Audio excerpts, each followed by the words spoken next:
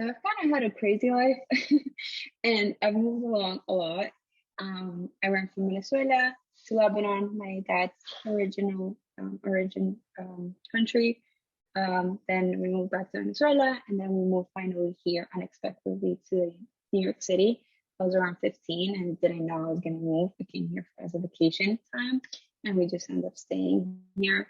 So it was tough a lot. Now, my question is, I do want to share that part of like background and connected as to how or why I want to become a lawyer now and my passion for it in regards to current clients that I deal with and like feeling empathetic in terms of because it's an immigration law firm.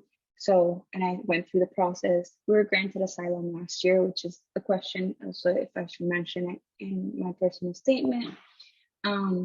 But yeah, how much detail in regards to everything? Because I don't, I mean, it's 2 to 3 pages and I don't want to like tell them my life story, of course. But I do want to give it that insight of when I came here, how I felt, how I was dealing with everything in high school, and I went to college. I did have to work through because I didn't receive financial aid due to immigration status. I was still pending asylum, and there is not recommended to get any financial aid.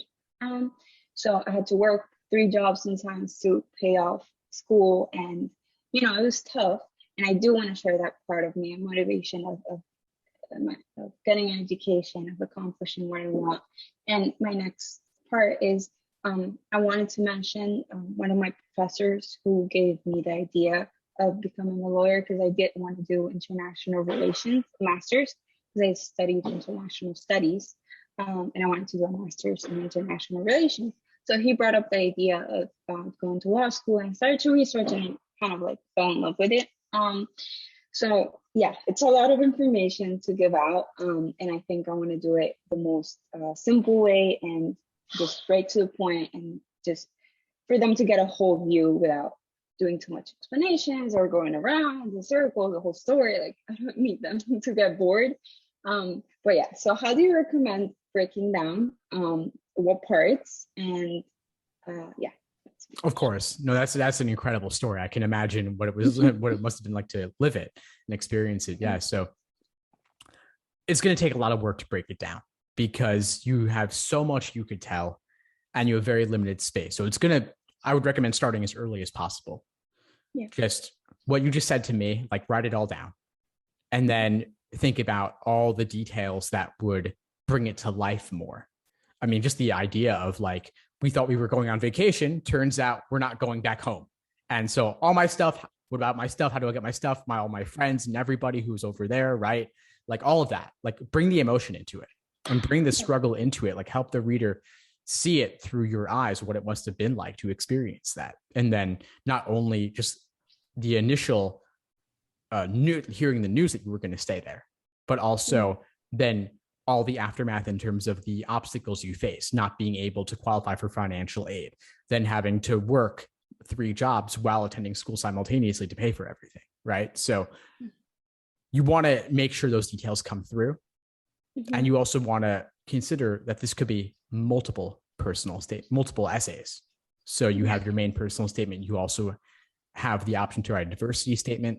You can also write an addendum. Yeah. You mentioned that you were in Venezuela, Lebanon, Venezuela, New York, right? So there's there's diversity elements in there also. And there's many stories you can tell. I would also consider writing an addendum, whatever your grades were in college. If you hadn't been working multiple jobs, they probably would have been higher, right? So that's also something you could tell. Yeah. So there are lots of things you could bring in. And so I just start early, take the time to think about which stories you want to tell, and then which essays will be the best place to tell them. And you also have time because if you're taking the January LSAT, and we're speaking now in mid-September, you've got a good 4 months at least until you submit.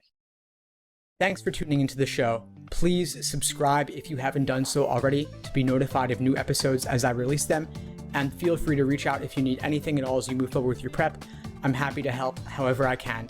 In the meantime, I wish you all the best and take care.